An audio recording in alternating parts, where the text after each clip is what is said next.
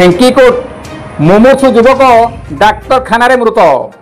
केन्दुझर जिला घटगाँ थाना ढेंकुट फाँडी ढेंकुट बजार गत राति 1033 आंबुलांस जड़े मुमुक्षु युवक को केन्दुझर जिला मुख्य चिकित्सालय भर्ती कराइथिला। तेबे सेठारे डाक्तर मृत घोषणा करिसेंती। युवकर नाम टुना नायक, पिता भजु नायक, घर बांक पाटुड़ी बोली जना पड़ी। आज केन्दुझर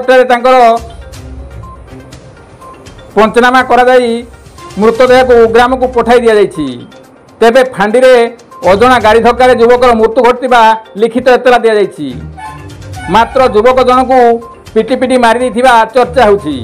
सांग मानक सहित ढेंकीकुटू मद पीवा परे मारपिट होइथिले एवं एही घटना रे युवकर मृत्यु घटवा सूचना मिलुछि। युवक माने एल&टी कंपनी घर को घर पाइप पानी संजोग कार्य जड़े ठिकादार अधीन में कार्य करुवा जमापड़ी। एणु पुलिस उच्च कर्तृपक्ष यार तदंत कले मृत्यु रहस्य उन्मोचित हो पारंता बोली चर्चा होछि। कविंद्र राउत का रिपोर्ट, केडी न्यूज ओडिया।